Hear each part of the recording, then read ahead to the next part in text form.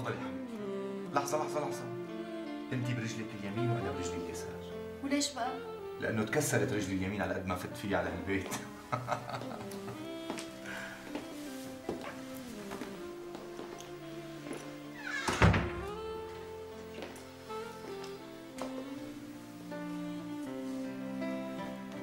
لا تحتجي على شيء، أنا ما غيرت شيء نهائياً بالبيت، هذا كله ترتيبك وترتيب أمي.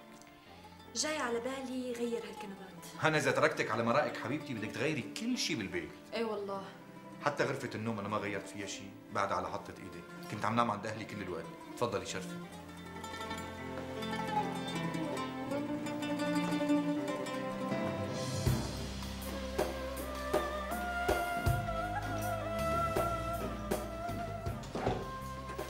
لحظة لحظة لحظة، برجلك اليمين. برجلك اليمين. حاضر.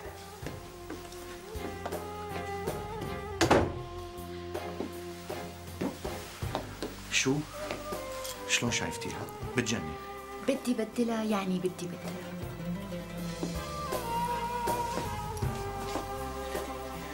مضايقك فستان العرس؟ تقيل شوي. مشان هيك عرقانة؟ عرقانة من شي تاني. والله؟ مثل شو؟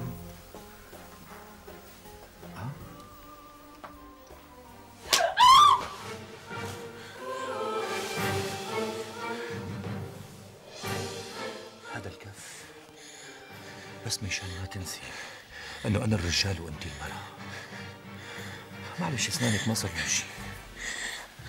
يعني عم حاول اقطع راس القط من ليلة العرس.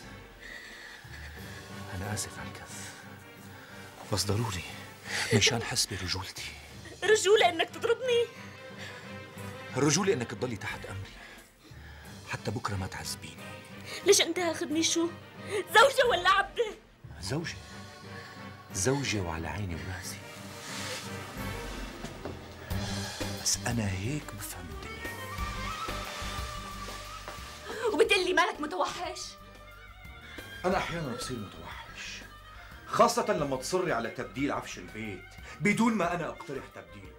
ما في شيء بالبيت بيتبدل إذا أنا مالي موافق. بعد عني.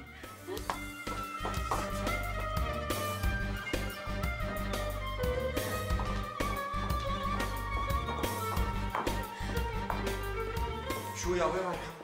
ما تفوتي؟ ما رح فوت، اتفقنا انه ما في ضرب ولا اهانة، معقول يا دوب نفتت على بيتك؟ كله كف واحد، شو صار لك؟ بعدين بيكون اسنانك مثل الليرة ما شاء الله. ما لك انت شو؟ أنا زوجي. في زوج بيعامل مرته هيك بليلة دخلته؟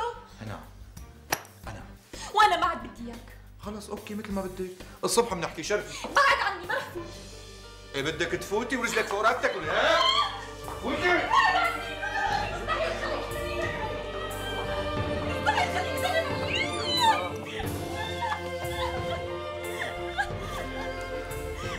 مو احسن لك تشربي الفستان لحالك؟ لك مؤيد ليش هيك عم تساوي؟ انا الليله الاولى بحبها تكون هيك.